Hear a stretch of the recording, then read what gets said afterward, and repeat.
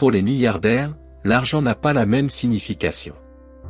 Imaginez que vous dépensiez 40 millions en ligne pour un jet privé, ou que vous achetiez un manoir de 13 millions sans même le regarder. C'est pourtant la réalité pour Mark Cuban, qui est devenu milliardaire après avoir vendu sa société Broadcast.com à Yahoo en 1990. Après la vente, il a acheté son équipe de basket préférée, les Dallas Mavericks, pour 285 millions d'euros. Il a également offert aux joueurs leur propre jet privé pour 36 millions d'euros. Il est ensuite devenu investisseur dans l'émission télévisée Shark Tank, et a investi dans plus de 80 entreprises depuis le début de l'émission. Jetons donc un coup d'œil aux 6 règles de l'argent de Mark Cuban. Règle numéro 1, travaillez sur votre idée, même si personne n'y croit. Si vous innovez et apportez de nouvelles idées sur le marché, vous trouverez toujours des personnes qui ne croient pas en ce que vous faites. Il faut maintenir le cap et travailler sur votre mission, même si les autres n'y croient pas. J'investis une grande partie de mes économies dans l'idée de la diffusion sur Internet. Au début de 1995, alors que les gens ne savaient même pas ce qu'était l'Internet, c'était un risque, parce que je mettais littéralement tout ce que j'avais en jeu pour quelque chose en qui personne ne croyait. Et nous devions croire que tout cela allait se développer. Quelques mois après l'introduction en bourse, Yahoo a racheté Broadcast.com pour 6 milliards d'euros. On a dit que c'était l'une des pires acquisitions. Tout d'abord, ils ont payé en actions. Ce n'était pas du cash, donc leurs actions étaient aussi gonflées.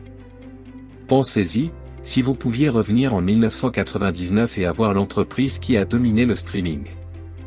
Nous avions des centaines de stations de radio sur Internet, nous étions Pandora et Spotify.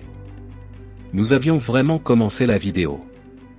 Nous dominions le streaming vidéo sur Internet. Il n'y avait pas de YouTube, il n'y avait rien d'autre. Règle numéro 2, travaillez comme si quelqu'un essayait de vous prendre tout ce que vous avez, parce que c'est le cas. Nous vivons dans un monde hyper concurrentiel, en plein air de l'Internet. Cela signifie qu'à tout moment, il y a toujours quelqu'un qui essaie de s'améliorer.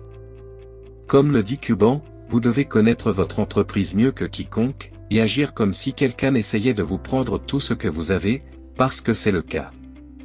Lorsque vous entrez dans une pièce, lorsque vous créez une entreprise et que vous commencez à parler de quelqu'un, vous n'êtes jamais dans un vide sans concurrence. Vous savez, à moins d'être extrêmement chanceux. Et s'il y a de la concurrence, cela signifie que quelqu'un d'autre connaît votre activité aussi bien que vous, lorsque vous démarrez. Et si vous arrivez dans un environnement compétitif et qu'ils en savent toujours plus que vous sur l'entreprise et sur vos clients, vous perdrez. Mais la plupart des gens ne tiennent pas compte du fait qu'ils ne font pas le travail. Ils n'en apprennent pas plus sur leur secteur d'activité. Ils ne connaissent même pas leur entreprise. Et donc vous devez faire l'effort d'en savoir plus sur votre industrie que n'importe qui d'autre. C'est la partie cerveau et c'est la partie effort aussi. Parce que si vous êtes en compétition avec moi, vous avez intérêt à savoir ce que vous faites. Sinon, je vais vous battre.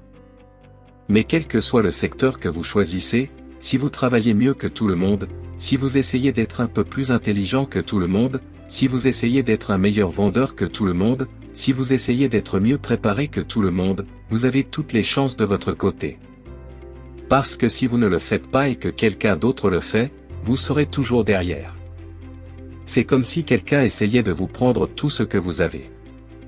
En fait, je travaille comme si quelqu'un passait 24 heures à travailler pour vous prendre tout ce que vous avez.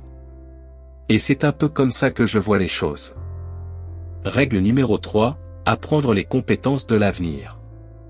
Le monde change, et il change très vite. Si nous ne nous adaptons pas, nous serons dépassés. Mais il faut franchir le pas.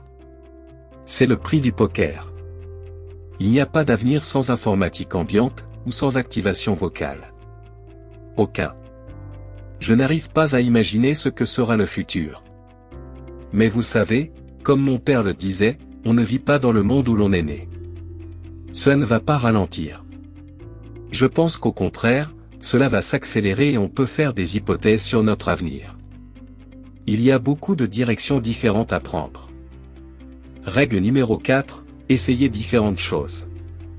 La plupart d'entre nous n'ont pas la moindre idée de ce qu'ils veulent faire, ou de l'idée gagnante qui leur permettra de réussir. Et la vérité, c'est que nous ne le saurons pas tant que nous n'aurons pas essayé différentes choses. Comme le dit Cuban, on ne peut avoir raison qu'une seule fois. La curiosité est un atout, surtout pour les jeunes d'aujourd'hui. Il faut toujours apprendre, essayer de trouver de nouvelles choses et être curieux, car c'est ce qui vous mène sur le chemin, en essayant de comprendre à l'avance. Oui, c'est difficile. Parce qu'on ne sait pas ce qu'on ne sait pas. Je dis toujours que celui ou celle qui expérimente le plus gagne. Oui, je suis d'accord. 100%. Tom a dit qu'il avait fait près de 950 expériences avant de trouver une ampoule électrique. C'est normal d'échouer, surtout quand on est jeune. Retourne dans ta chambre et fais ton lit parce que tu n'as pas réussi cette affaire. Règle numéro 5, c'est payant d'être gentil. Il y a un dicton qui dit que les gens ne quittent pas leur travail. Ils quittent leur patron. Cuban explique qu'une chose qu'il a apprise en construisant et en investissant dans des entreprises, c'est qu'être gentil est en fait très bénéfique, non seulement pour devenir une meilleure personne, mais aussi pour construire de grandes entreprises. Il m'est apparu que plus j'étais gentil, plus les gens autour de moi étaient efficaces. Plus ils étaient productifs, plus nous réalisions de ventes. Je sous-estimais les gens. Vous savez, j'ai créé ma première entreprise après avoir été licencié, je venais d'avoir 24 ans. Ma première vraie entreprise, si vous voulez, et j'étais toujours en mouvement. Je vivais, je mangeais, je dormais, je respirais. Et je savais que les gens ne pouvaient pas suivre ou travailler aussi dur que moi, mais je voulais qu'ils le fassent. Nous avons réussi et nous n'avons pas eu beaucoup de rotation. Mais j'aurais pu faire un meilleur travail si j'avais été plus gentil. Ainsi, lorsque vous vous rendez au travail, que vous avez affaire à des clients, que vous devez prendre des décisions, nous ressentons tous cette étrange sensation dans l'estomac, cette tension, ce stress que nous devons tous traverser à différents moments. Mais parfois, il faut juste se calmer. Respirez profondément et soyez gentil, car vous verrez que les gens feront beaucoup plus. Si vous réduisez le stress des gens et que vous êtes gentil, vous aurez un énorme avantage. Quelle que soit votre technologie, quelle que soit la comparaison, même s'il s'agit du téléchargement d'une application, les gens auront toujours affaire à vous. Votre culture se traduira par la gentillesse, le soutien, la réduction du stress. Tout cela passe par l'égalité. Règle numéro 6, connaître les règles du jeu et les utiliser à votre avantage. La plupart des gens ignorent que Mark Cuban a failli perdre plus de 95% de son argent après avoir vendu sa société à Yahoo. Il aurait perdu plus d'1 milliard de dollars s'il n'avait pas connu les règles du jeu. Mark et ses partenaires ont vendu Broadcast.com à Yahoo pour 5,7 milliards de dollars, mais ils n'ont pas reçu d'argent liquide. Yahoo a acheté la société avec leurs actions. Mark Cuban a donc reçu 14,6 millions d'actions de Yahoo pour sa part de la société, à 95 $ l'action. Cela signifie que la vente de son entreprise lui a rapporté environ 1,4 milliard d'actions Yahoo. C'était en 1999, mais il a commencé à remarquer que la valeur de nombreuses sociétés Internet s'effondrait. Il pensait que ce n'était qu'une question de temps avant que Yahoo, dont il détenait plus d'1 milliard de dollars d'actions, ne s'effondre. Mais il y avait un problème. Il ne pouvait pas vendre ses actions immédiatement après la vente, comme le prévoyait son accord. Cuban a donc créé ce qui est connu comme l'une des meilleures transactions de l'histoire en utilisant ce que l'on appelle des options pour protéger sa richesse. Voici ce que Mark Cuban a fait pour protéger son argent. Comme Mark Cuban possédait 14,6 millions d'actions de Yahoo, il a acheté 146 000 contrats de vente pour protéger toutes ses actions en cas d'effondrement. Cela signifie qu'il aurait dû payer des millions de dollars en contrats pour protéger son argent. Pour éviter cela, il a vendu 146 000 contrats d'achat supplémentaires pour couvrir le coût des contrats de vente, ce qui a rendu sa transaction virtuelle. Il a acheté ses options sur produits alimentaires à un prix d'exercice de 80 $ par action. N'oubliez pas que l'action valait 95 $, il disposait donc d'une petite marge de perte. Il était protégé si l'action tombait en dessous de 80 $. Mais il a également vendu des options d'achat à un prix d'exercice de 205 $.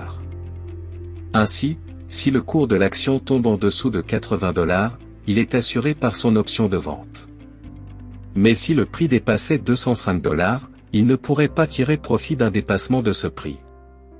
Et pourtant, s'il se trompait et que l'action ne s'effondrait pas mais prenait de la valeur, il aurait encore une marge de profit jusqu'à 205 $ par action. Il est intéressant de noter qu'en janvier 2000, le cours de l'action Yahoo est monté en flèche pour atteindre 237 $ par action, ce qui a fait passer son opération pour une erreur très coûteuse. Mais à la fin de l'année 2002, lorsque la bulle Internet a éclaté, l'action Yahoo s'est changée à un niveau historiquement bas de 13 $ par action, faisant de cette opération un coup de génie qui lui a permis de protéger environ $1 milliard. S'éduquer pour connaître les règles du jeu peut donc s'avérer très profitable. Nous sommes donc arrivés au terme de cette vidéo. Si vous avez aimé, n'oubliez pas de nous laisser un pouce bleu, et de vous abonner pour ne rien manquer sur notre chaîne. Et comme toujours, merci d'avoir regardé et on se dit à très bientôt, dans une prochaine vidéo.